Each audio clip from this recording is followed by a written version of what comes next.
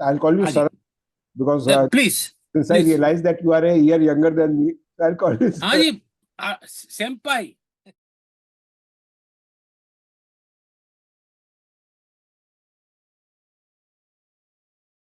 And I was doing my PhD, which was a long drawn process. वो लंबी बात है.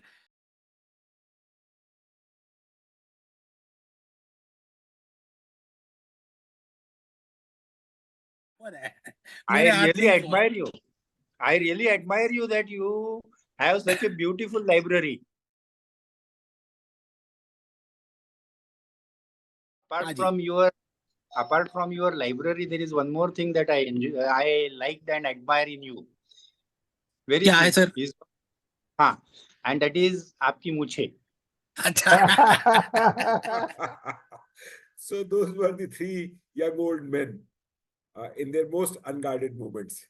And let's see what Sarath Chandra Rao has to say today. Three young old men and the show. That's what I should have titled today's episode. And you'll come to know in a while why. So, good evening, good afternoon, good morning, and a warm namaste to everyone, all our viewers from across the globe. We welcome you to this episode of the show. In fact, Vardhan rang me up this morning and he asked me, he told me that I am hogging far too much time, screen time, and today's episode is something different. We have a different artist altogether who loves to talk. So I must give both of you, both Vardhan and Sarath, more time. So before I bring the spotlight on the others, let me first of all put the spotlight on Vardhan and tell you a little about Vardhan. Vardhan is a science graduate and a chartered accountant. And he has he rather worked for over 30 years in leadership roles at various multinational companies. And he then decided to quit and pursue his own dreams. And one of the things that he loves most is moderating episodes of the show. So that's Vardhan for you. He is also, he devotes time to moderating our show, learn Sanskrit, and study the Bhagavad Gita, driven by a deep interest in India's spiritual heritage. Vardhan, welcome, Vardhan. Our guest for the evening. Thank you very much, Sanjay. Thank you, Vardhan. Our guest for the evening is a very colorful personality. And you can see the bookshelf behind him, which he told us that his wife always threatens to throw away those books. But he says that she can throw him out, but not the books. So I think that's Sarath for you. But still, Sarath is also is a PhD in engineering who transitioned to teaching English to high school students. He moved from Bharat to Japan 35 years back. He loves traveling and has visited many ancient and cultural sites worldwide. The title of his book, Temple Ecosystem, Paving the Way for a Sustainable Bharat and the World, is self-explanatory. In his words, Sanatan Dharma is not a religion of conversion. He talks about the forthcoming revival of the temple ecosystem as a means to foster a sustainable future for all beings on earth and beyond. So that's Sarath Chandra Rao for you. And now I will move out of the frame, Vardhan, as promised, and let me take you the proceedings forward with Sarath Chandra Rao. Over to you. Thank you. Thank you, Sanjay, for your warm introduction, and welcome Dr. Sarath Chandra Rao to the show, and welcome to all our viewers in Bharat and outside of India to the show. As Sanjay has explained, we have a very interesting and multifaceted, multi-talented personality today, and we would definitely love to interact with him and understand more from him, what he is, who he is, and what does he like and what this book is all about. So welcome, Sarat, to the show. Yes. Thank you. Thank you very much. Appreciate that. Okay. I'm just And an old man. Okay. That's my introduction. As Sanjay was very kind enough to put it, three old men, and he'll explain what that is all about. But the truth is, yes, I'm just an old man. Last year, around March, I started my journey of writing. It hasn't ended. I'm still writing. I mean, well, typing actually. I'm not writing anymore. So that's the venture into book writing, right? I mean, previously I was working in a lot of industries as a consultant and various roles. Since 2014, I've been assisting my wife, who's probably joined us today on Zoom. And she ran a school. It was her brainchild, and I was there initially just doing the odd job. Then she said, I should teach. So I started teaching. And well, I did teach a lot of different subjects, but in the end, they were Japanese students. We are teaching an English curriculum. It's the Cambridge curriculum. And somebody needs to teach them proper English. And they're Japanese students. Their parents don't speak English at all. So it was quite a challenge, right? And I'm teaching high school students. Today, many of them have graduated from university. They're working. Some will go for other higher studies. So I'm very happy that, I got that opportunity to teach and, perhaps teach some English as well. So that is my background entirely. And you did ask one more question. What inspired me to write this book? Was that the question? So Vardhanji? let me start and let me first ask you a first question. And the Okay, first sure. question is that most of the time when students graduate, IITians, they migrate to US and Western Europe. What motivated you to migrate to Japan? That's a very interesting question. Like everyone, I had both opportunities. The US opportunity and the Japan opportunity, and it was accept one or the other. I was already getting on in age. I had a son, and well, obviously I was married. So you have to choose. You can't, you have to let go of one. Now, my entire first cousin group, practically everyone, my own brother and sister, they all live in the States. Everyone has gone there, right? I mean, it's a long history. So I thought, why not go to Japan and see something different and learn something different? That was basically the curiosity. The second part is more interesting because the research I was doing dealt with the topic of reliability. And in reliability, there was a big debate going on between a group of Japanese professors and a group of American professors. This is mentioned in my third book that I'm still writing.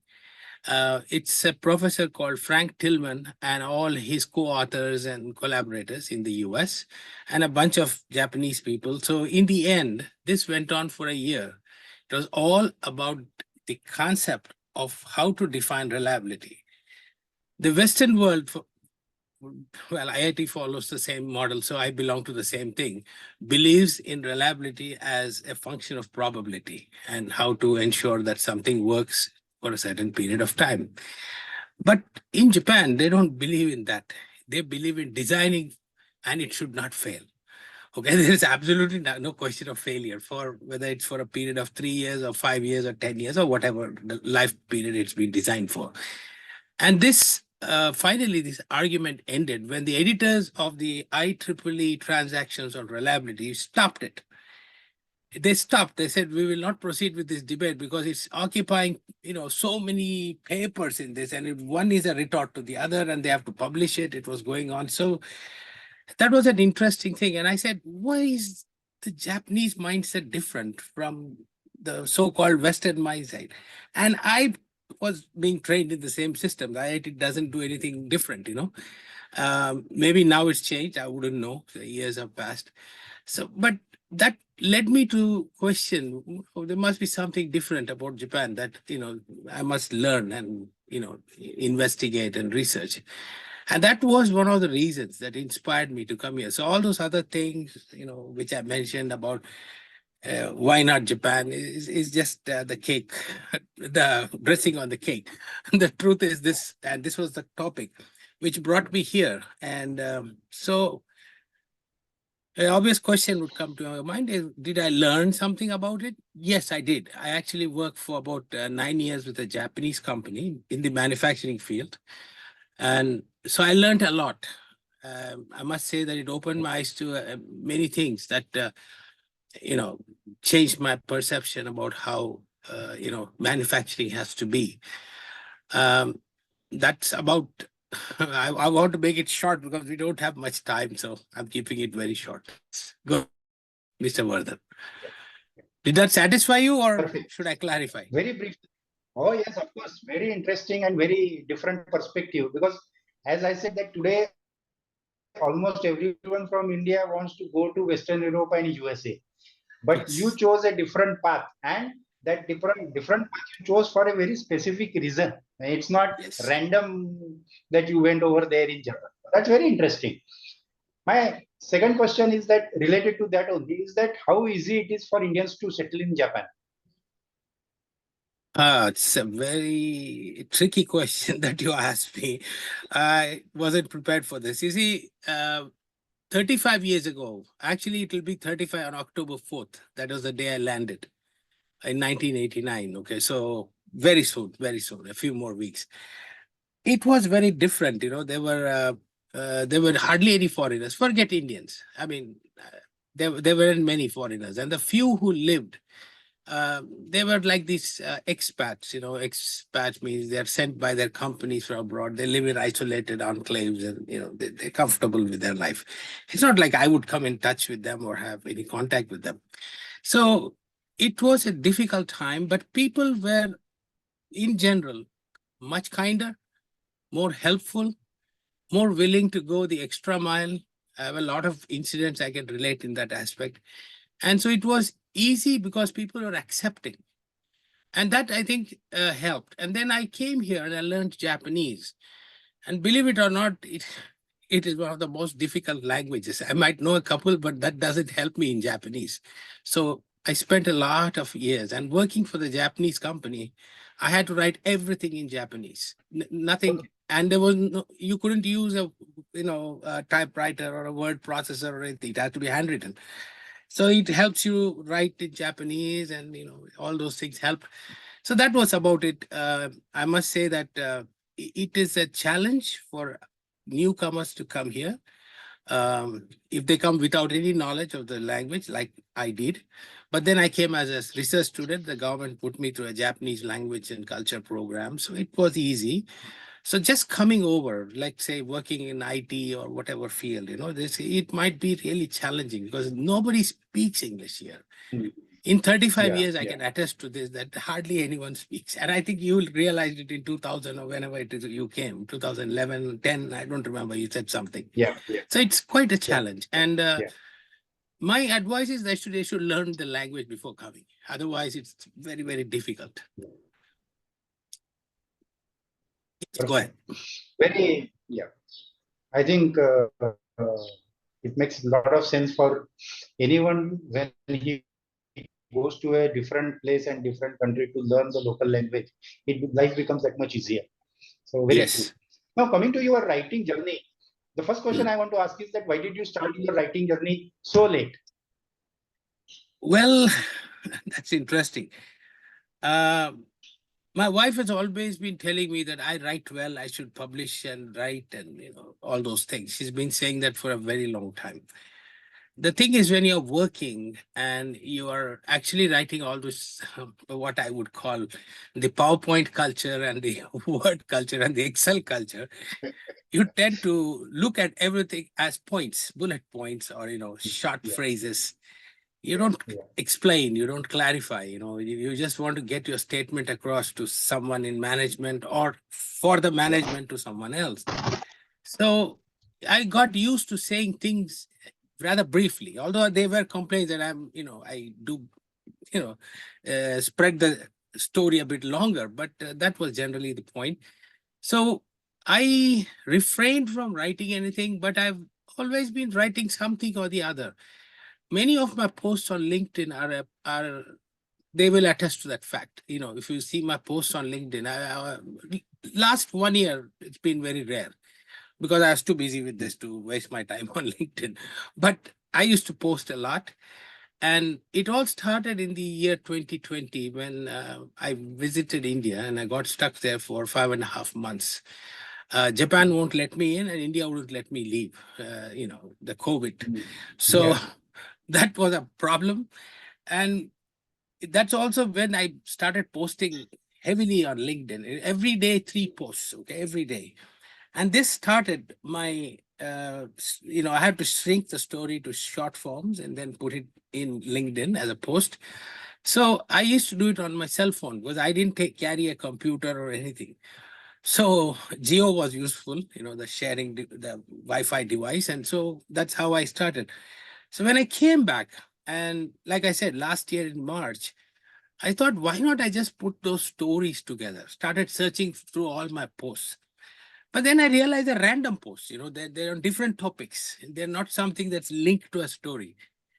Then I had to choose a story. This is, people generally have to have a framework for a story. I thought for a while and I said, what's the one thing I've not explored? Yeah, I've explored a lot of topics, whether it is, in the realm of fiction or in the realm of science or technology. I've done it, but I've never done it in the aspect of religion. I don't. At the most, I might say, happy Ganesh Puja or whatever, and be done with it. So I said, why don't I start studying some of the things that I have? And in this quest, what helped me is a book, which is incidentally what you're also learning. And I will show you the book. It's right behind.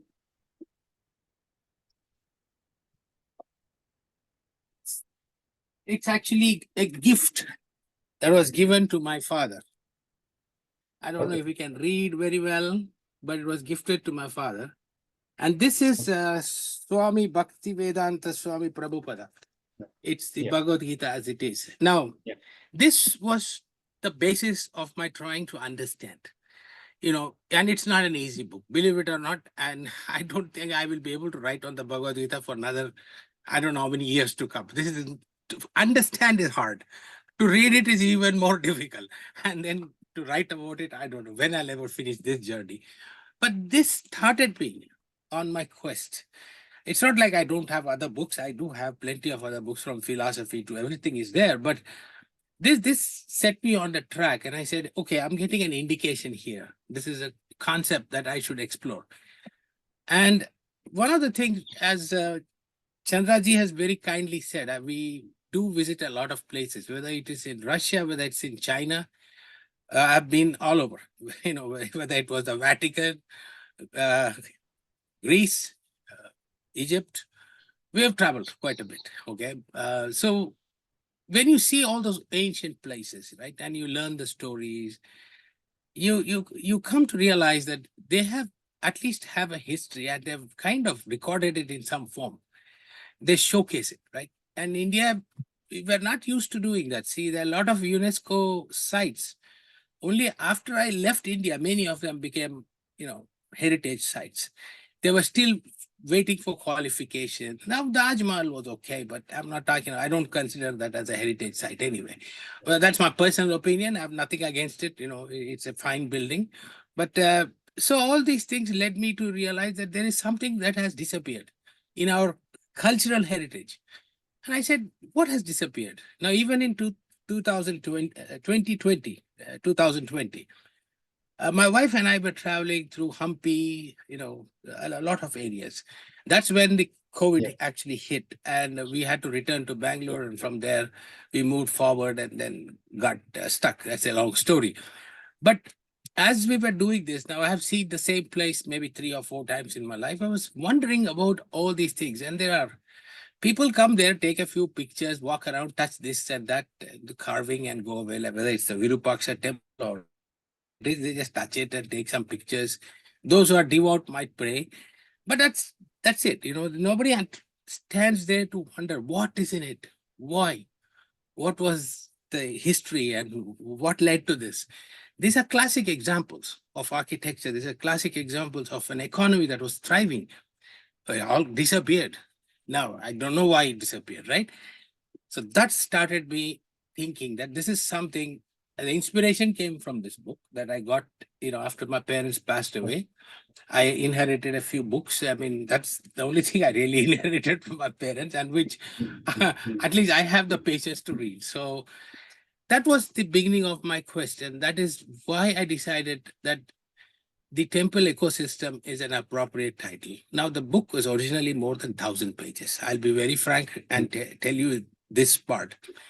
So you can't publish something that big when it's your very first book. So I extracted a small part and named it the temple ecosystem. Part 2 has gone for its ISBN. It has received. It will be published. It will be a much bigger book in it anyway. But the part 1 is just an extract. So there are things that are missing in part 1, which exist in part 2, which is actually like a prequel.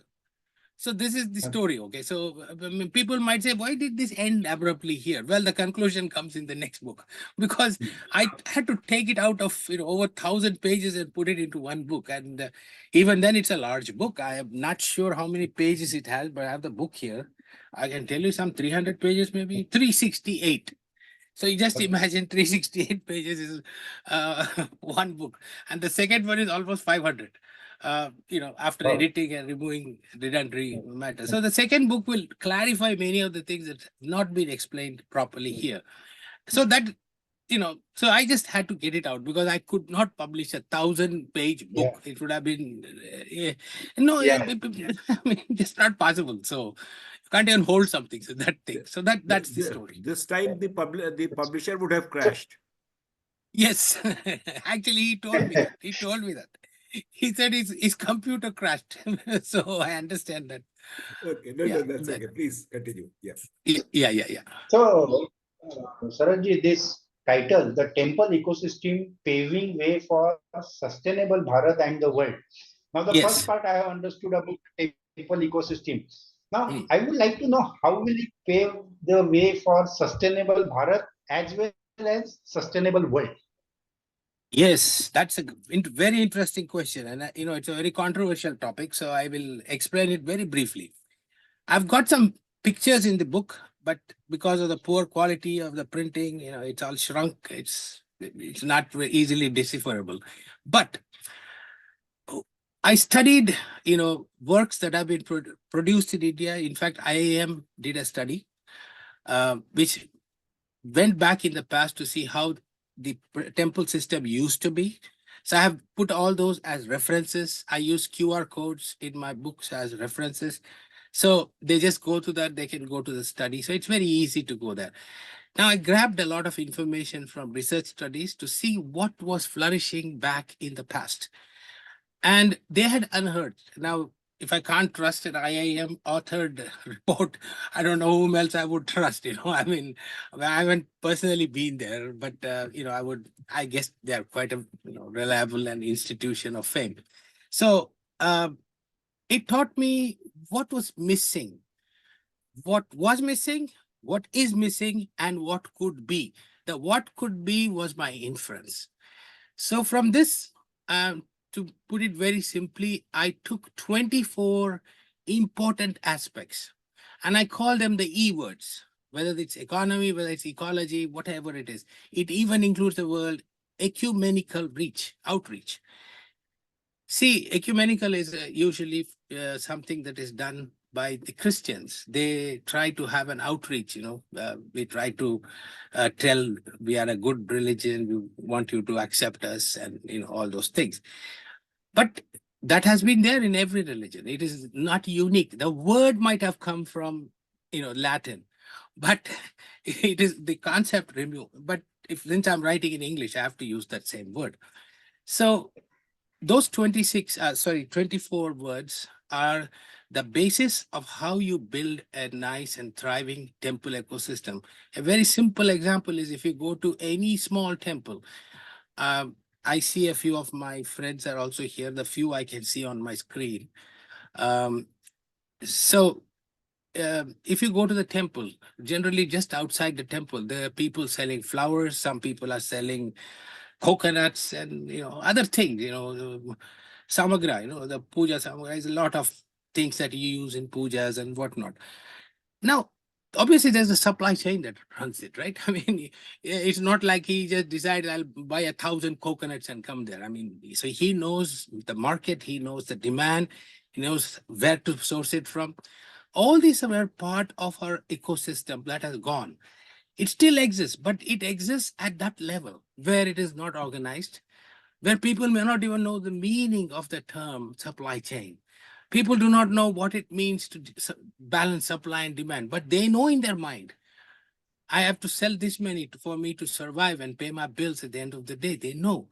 So they know intuitively. So I have used that. Now, there is another thing that happens if you go to the bigger temples. Now, I'm talking about the small temples, right? The one that you may find in your locality or somewhere. But if you go to the bigger temples, for example, the Venkateshwara temple in Tirupati, if you go there, there's a huge system. There's a massive. I mean, I don't know. The infrastructure is beyond my mind to grapple with. Okay, it is that big. But you also see that there's an education center there. They're teaching people not just about some shloka.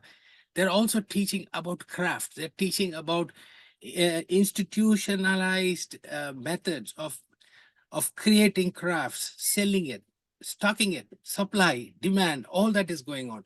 So the larger temples had this complete institutions built around it. These were all the things that set me on this path that, that it had to exist. It could not have survived like this. It's not something that happened randomly.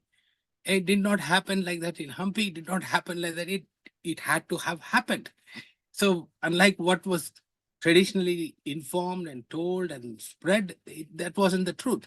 So it required a lot of research to find out. And then you find the real meanings. We have the 7 sages, celestial sages, Saptarishis. So out of which the one that inspired me a lot is Gautama. And his story teaches that he taught us the Nyaya Sutras. And, we call Nyaya as our court, legal court, whatever it's called. I don't know. I don't know the exact terminology of the legal terms. So this Nyaya, and we have the Supreme Court. In India, we have just one. In the US, I think they have 50 or 51. I don't know why they have 51 Supreme Courts, but that's different. But in India, we have one Supreme Court. And that word comes from the Nyaya Sutras that dates back 2,600 years ago. And then we learn about, Shabda, that is words. Gautama defined what words are, how to use it. And Sanskrit has been a very well, as you're yourself learning Sanskrit, you probably can attest to my statement or correct me if I'm wrong. It is a very precise language. Every term has a specific meaning and no other implication. English, I can say one thing, it can mean 2 different things, but there is nothing like that. Everything has specific meaning, specific tone, and it has a specific reference to something. This is what I gathered. I don't speak Sanskrit. I have no idea how to read it, but I speak Telugu. And in Telugu, we have a lot of words that come from Sanskrit. So as a result, I can easily understand some words, not everything. Some words, if someone speaks it, I can't read it. Unless it's written in Devanagari, then I can read it to quite some extent. But I can't read Sanskrit if it is written in any other script. Even in English, I suffer because I don't know how to pronounce it because it's got an apostrophe and a TH and I don't know how to pronounce that. So it is a challenge. But these were some of the things that you learn that came from our own ancient history. So now my job is to reconstruct this and build this. And this should ensure that we are not only preserving our culture, our heritage, our ancient practices, but this is also in line with what we need now. Just fostering, this entire system will bring your trade supply chain, it will build your food supply chain, it builds your flower supply chain, it promotes ecology, It does all these things. And there is no, you're not infringing on anyone. You're not trying to cause any trouble. And it's mostly a public driven, enterprise. It is not done by a government or a, some such thing, organization of that sort. So that was the reason why I said that this would eventually help India. Now, at that point of time, I did not know Ram Temple would be inaugurated this year. I did not know that, right? I started in last March. I did not know that it would be. So my last, towards the end, I actually took pictures that I got from YouTube or somewhere, ANI News or something, and I stuck those pictures of Ram Lalla, the idol. But that was only because I saw it and I appreciated it and it looked so beautiful. So I put it, but it has got nothing to do with this. Okay. I haven't visited Ayodhya and the temple because obviously I haven't left Japan in more than 4 years. But my point is not about that. My point is it also helps the world. Now, there is the point that I need to answer. India, yes, we have a history, a tradition, and heritage. But when the world is something that comes in, if there is a religion that is now spreading fast in this world, not that we convert, I made it very clear. It was there in even Chandra's words, right? We don't convert anyone. It is not part of our dharma. We don't do it.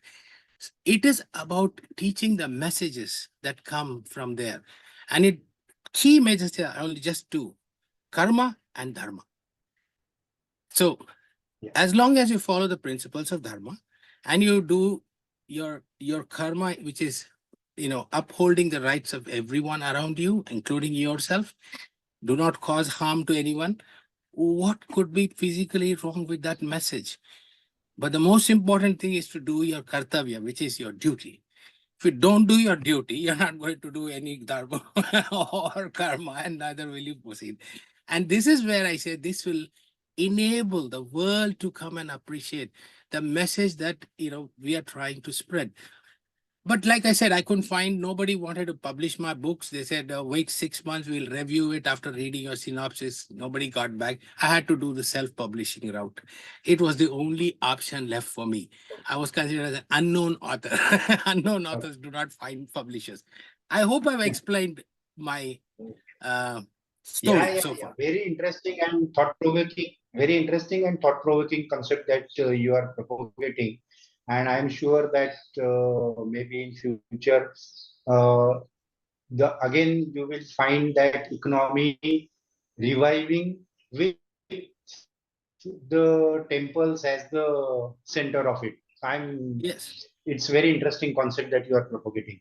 Coming quickly to your future, what are your future plans? Now we are running out of time. Sanjay Chandra must be getting restless.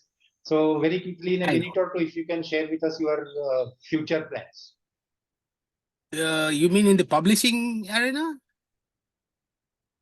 Publishing? Book 2 has been sent for the ISBN and it should be out by the end of the month or early next month, hopefully.